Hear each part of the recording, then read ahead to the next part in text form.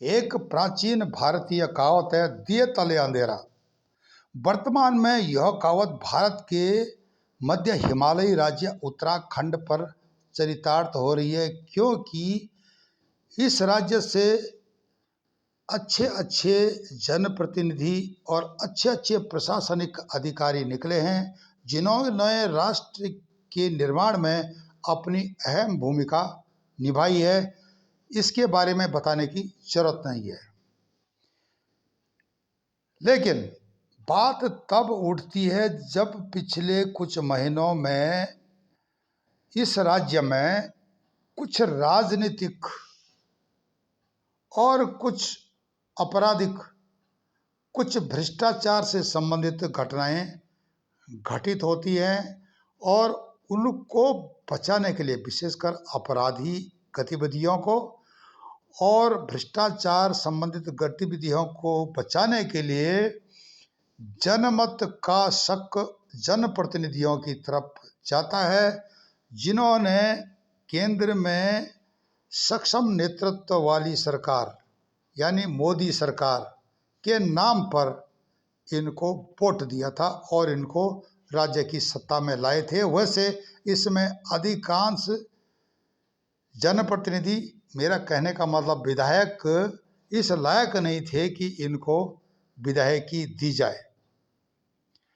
इनका नाजायज फायदा वे लोग उठा रहे थे जो कि भ्रष्ट थे और विशेषकर भ्रष्टाचार में पहले ही संलिप्त थे। पहले से ही, जब से राज्य बना तब से इनकी संलिप्तता देखी जा रही थी और इन परिस्थितियों से निपटने के लिए यह नहीं कि सारे जनप्रतिनिधि भ्रष्ट थे, उनमें जो कि भ्रष्टाचार से कोसों दूर थे वे लोग भी थे।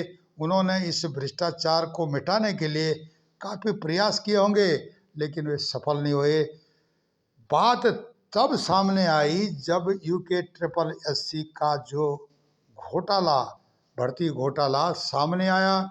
उसमें समकालीन विधानसभा स्पीकरों की भूमिका नजर आई। तो इस तरह की घटनाएं हुई, तब जाके पढ़ते पढ़ते भ्रष्टाचार की, अपराध की खुलते गए। उसके बाद अंकिता हत्याकांड ने तो सब इन पर पेट्रोल का काम कर दिया। इसका मतलब आज की तारीख में भी माफिया, सफेद पोश अपराधी और वे जनप्रतिनिधि जो कि सिर्फ पैसा कमाने के लिए जनप्रतिनिधि बने हैं, वे बेखौफ घूम रहे हैं, उन पर कोई अंकुश नहीं है। यह सब केंद्र में सक्षम ईमानदार नेतृत्व को बदनाम कर रहा है और अब तो केंद्र ने इस पर तीखी नज़र रखने की प्रक्रिया भी शुरू कर दी है। इनको मौका दिया गया कि अपने जो मसले हैं राज्य की आप सुधारिए, अपराध पर, भ्रष्टाचार पर अंकुश लगाइए और सफ़ेद पोशों को न बचाइए। यह तो उनको दिशा निर्देशन मिला, लेकिन साख बचाने के लिए यह राज्य का काम चलता रहा। मिली भगत वाला काम बोलते जिसको, चलता रहा माफियाओं से। अब इनके पास इतनी भी हिम्मत नहीं है कि यह सत्ता छोड़ दें, कुर्सी छोड़ दें। इतना बड़ा अपराध हुआ, जनता तो माफ़ करेगी नहीं। जैसे कि अंकिता हत्याकांड हुआ, इसके लिए जनता माफ़ करने वाली नहीं जब तक संदिग्ध जो सफ़ेद पोश को सामने नहीं लाया जाता। वैसे संदिग्ध जो सफ़ेद पोश है, हल्की फुल्की सोशल मीडिया में बात चल रही है, कौन थे, कौन कौन लोग थे, उन पर तो नज़र चल रही है। पर लेकिन ये जो विनोद आर्या और उसका पुलकित आर्या, उसका बेटा है, जो अपराधी अड्डे चला रहे थे, इस पर भी प्रश्न चिन्ह लग रहे हैं, जो कि तमाम बीजेपी की साख पर जो है गलत काम कर रहे हैं।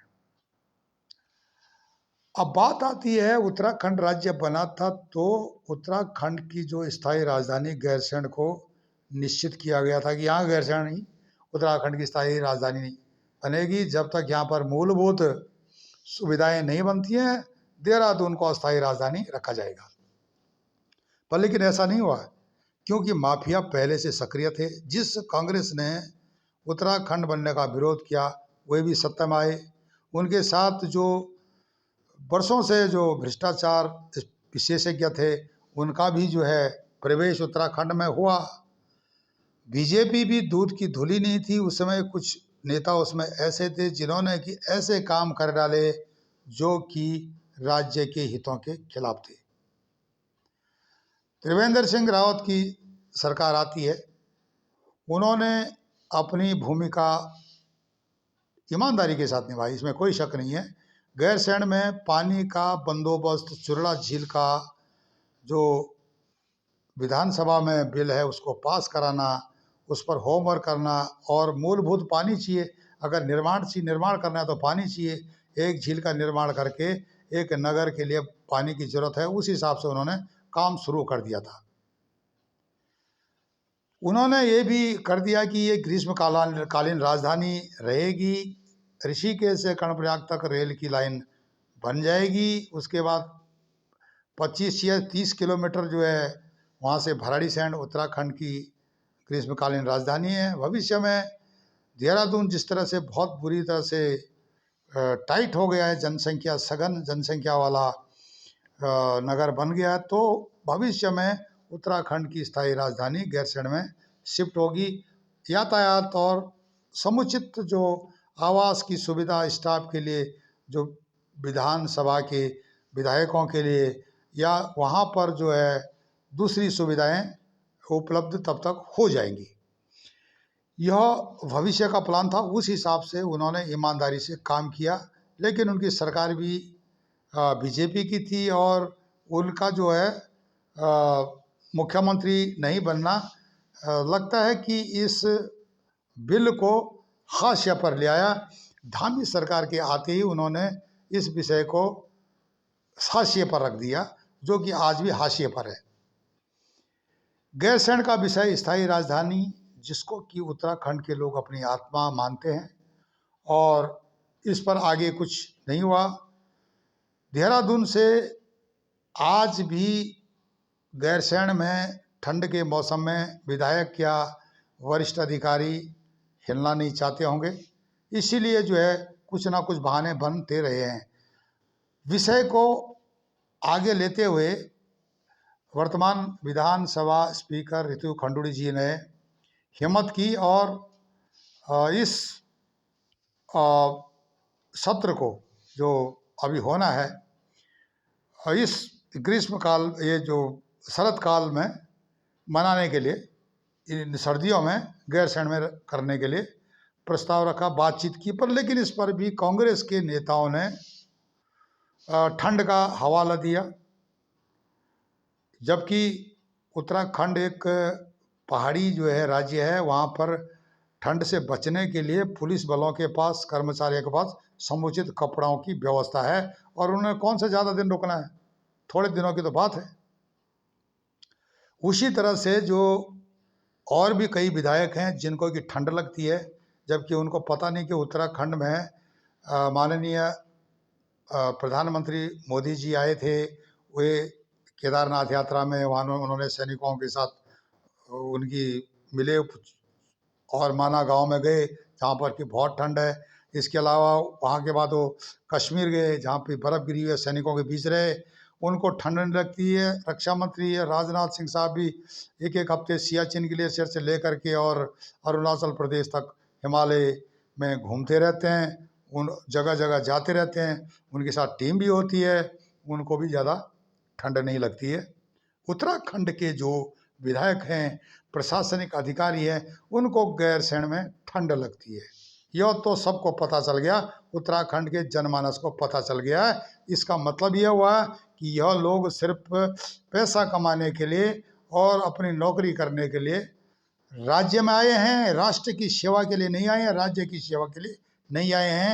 यह जनता बोलती है, यह मैं नहीं बोल रहा हूँ। ये सब बातें जनता, आप जाके सुनो, शहरों में, गाँव में सब यही बातें चल रही है। अब ये आती है गैरसैंण के विषय में, बहुत लंबा चौड़ा विषय है। अब देखते हैं क्या होता है इस बार, शरतकालीन सत्र होता है या नहीं होता वहाँ, वो तो अभी इनका निर्णय बताएगा, मुख्यमंत्री जी क्या निर्णय लेते हैं। लैंसडॉन का नाम बदली करना, ये बातों को भटका नहीं सकता, अंकिता हत्याकांड से बात को डाइवर्ट नहीं कर सकता लोगों का। अंकिता हत्याकांड हुआ तो हुआ, लैंसडाउन का नाम कालू का डांडा रखें या लैंसडाउन रखें, इससे कोई फर्क नहीं पड़ता है उत्तराखंड के लोगों को। उत्तराखंड के लोगों को पड़ता है, फर्क पड़ता है जब सफ़ेद पोश को आप बचाते हो। जो अपराध करके गया, एक बच्ची की हत्या करके गया, उत्तराखंड की बेटी की हत्या करके गया, जो कि बातें सामने आ रही हैं।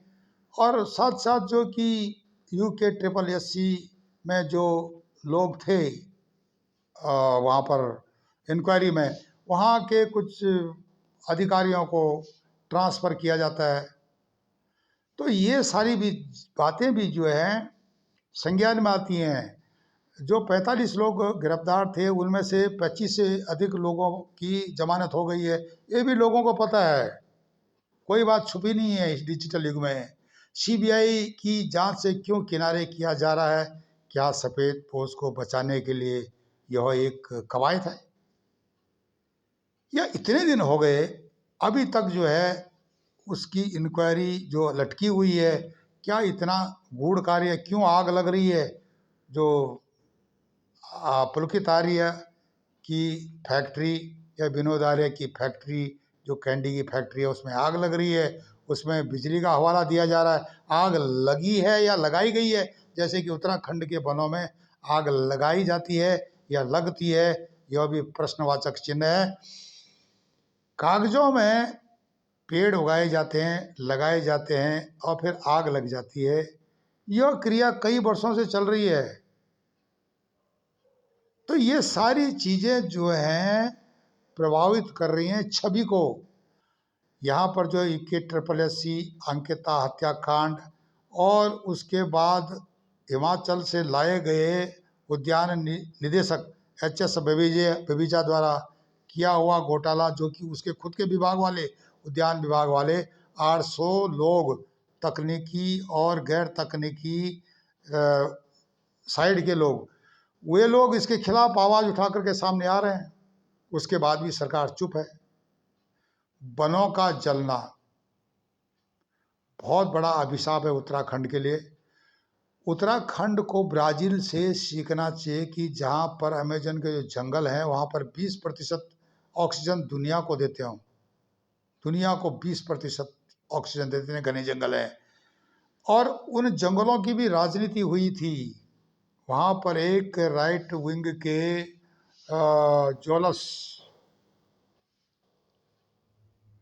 जोलस बॉल सिनारो राइट विंग के नेता थे, जो कि हार गए। उनकी चलती थी वहाँ पे ब्राज़ील में। उन्होंने खूब जंगल जलाए वहाँ पे और बोला हम अपने फ़ायदे के लिए जंगल जलाएंगे और जितना काटेंगे उसके लिए कोई हमको प्रश्न चिन्ह नहीं लगा सकता, क्योंकि हमारी अपनी समस्याएं हैं। लेकिन उनकी नीयत ठीक नहीं थी। उनकी नीयत को देख करके लेफ्ट विंग वाला लोरान डी सिल्वा प्रेसिडेंट बन गए, थोड़े से अंतर में जीत गए। उनको पटकनी खानी पड़ी इस जंगल के चक्कर में। उसी तरह से उत्तराखंड में भी अभी लोगों का ध्यान ये है कि जंगल की आग शायद नेचुरल तरीके से लगती है या जिस तरह के सरकार बताती है उस तरह लगती है, पर लेकिन कई प्रश्न चिन्ह हैं। क्या यह आग लगती है या लगाई जाती है, इस पर भी अभी डिटेल से नहीं गई है जनता। सीधी सादी जनता नहीं है अभी। अब गांव की सीधी जो हो सकती है, शहरों की नहीं है। देहरादून में उनको पहाड़ में आग लेके उनको क्या लेना है, या हल्द्वानी में उनको क्या लेना, जल पड़ रहा है। जो पर्यावरण खराब हो रहा है पूरे देश का हो रहा है ना, ऑक्सीजन या जो लेवल खत्म हो रहा है, कार्बन जो है फैल रहा है, ये सब देश का पर्यावरण खराब हो रहा है। ये पराली का जलना उससे भी ज़्यादा खतरनाक है। उत्तराखंड के वनों में विशेषकर जो है चीड़ के जंगलों की आग, जो परंपरागत जंगल थे, बांस, बुरांस, उतीस, काफल, इनको तो तकरीबन अंग्रेज ही नष्ट करके चले गए थे। और उसके बाद जब भारत आज़ाद हुआ तो इनको अंधाधुंध लगाया गया, चीड़ के पेड़ों को। जलावन लकड़ी, उस समय गैस नहीं थी, जलावन लकड़ी के लिए भी काम करते थे। लीसा इत्यादि तारपीन की फैक्ट्री और ये सारे घोटाले। और चीड़ की लकड़ी की क्या कीमत है वो तो बनारस में जा कर के पता चलता है, या पटना में जाके पता चलता है। घाटों पर जो 12, 10, 5 रुपया किलो लकड़ी यहाँ मिलती है वन निगम की, वहाँ पर 35 रुपया किलो तक मिलती है। तो ये किलो के हिसाब से बिकती है चीड़ की लकड़ी। या इन लकड़ी का किस प्रकार से माफिया जो है या वन निगम के नाम पर करते हैं, सारा सबको पता है। कुछ को पता नहीं है, लोग सोए हुए हैं, क्योंकि उनके अधिकार क्या है, अपने अधिकारों पर वो सोए हुए हैं, क्योंकि उनके पास समय नहीं है और सोच भी उतनी है, क्योंकि दिन प्रतिदिन जो समस्याएं बढ़ रही हैं, चाहे बेरोजगारी की हो, चाहे अन्य क्षेत्रों में हो, यह तो जनता का हाल है। पर लेकिन सब सोए हुए नहीं, सब जाग रहे हैं कि तुम्हारे जो वनों का किस प्रकार से कार्यक्रम चल रहा है, इस पर भी लोगों की नज़र है। उद्यान विभाग पर भी नज़र है। एच.एस. बबीजा जो कि सरेआम दिखाई दे रहा है कि इस बंदे ने सारा गड़बड़ घोटाला किया है, वो अभी तक सरकार इसके ऊपर चुप क्यों है? इस पर क्यों जो न्यायिक प्रक्रिया या जो कमेटी बैठी है काम क्यों नहीं कर रही है? और कौन कौन से लोग कमेटी में हैं? क्या इसमें जो है जो आरटीआई लगाई गई है या जो आरोप लगे हैं वो सही है या गलत है? इस पर भी सरकार को आगे आना चाहिए, ताकि जनता के सामने अपने को पाक साफ एकदम साफ सुथरा वो सिद्ध कर सकें। सीबीआई की जांच से किनारे करना अंकिता हत्याकांड को, सफेद पोश अपराधियों को बचाने की क्या ये कवायद है? जनता पूछती है। हर जगह यही बात उठ रही है, सरकार चुप है। इस पर भी सरकार को आगे आना चाहिए। अंकिता हत्याकांड, महाराष्ट्र से राज्यपाल माननीय कोश्यारी जी का उत्तराखंड का भ्रमण, वैसे उनका गृह राज्य है, उनका जन्मसिद्ध अधिकार है उत्तराखंड में घूमना, लेकिन ऐसे समय में उनके टूर होना भी लोगों को शक कर रहा है। और उस सफ़ेद पोश की भी अब धीरे धीरे भनक लोगों के सामने आनी शुरू हो गई है। जब अकेले कोश्यारी जी नहीं है, दूसरे लोगों का भी भ्रमण धड़ाधड़ उत्तराखंड में होना शुरू हो जाता है।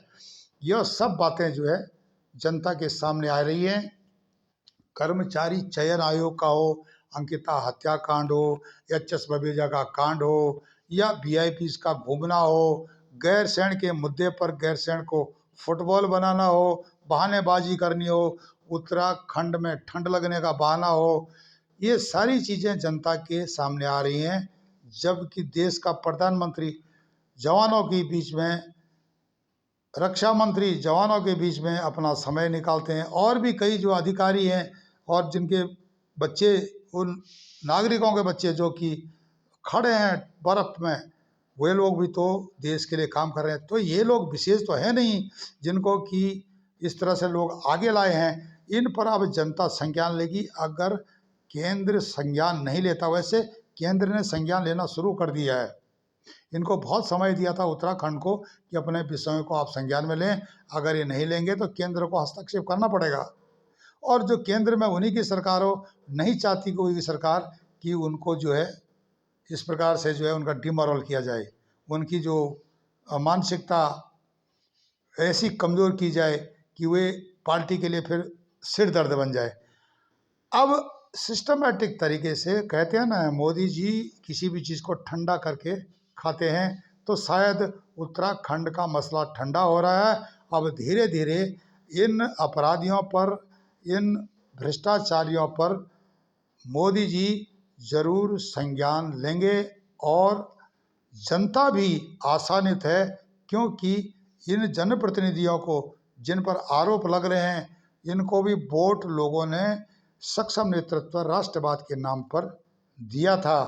वैसे इनमें अधिकांश जो हैं योग्य नहीं हैं विधायक के लिए, यह वे भी मानते हैं और जनता भी मानती है। इस प्रकार आज उत्तराखंड में जो वर्तमान धामी सरकार है बीजेपी की, उसको विषय को संज्ञान में लेना पड़ेगा। ईमानदारी का जो अपना प्रूफ देना पड़ेगा जनता के सामने कि हम ईमानदार हैं, हम किसी को नहीं बचा रहे हैं, और जनता जो बोलती है हम उसी हिसाब से काम करते हैं तो बीजेपी उत्तराखंड में अपनी जड़ें खोखला नहीं होने देंगी। अन्यथा आने वाला समय आप समझ सकते हो, बीजेपी को समय है सुधरने का और इस पर उसको ध्यान देना ही पड़ेगा। नमस्कार, धन्यवाद।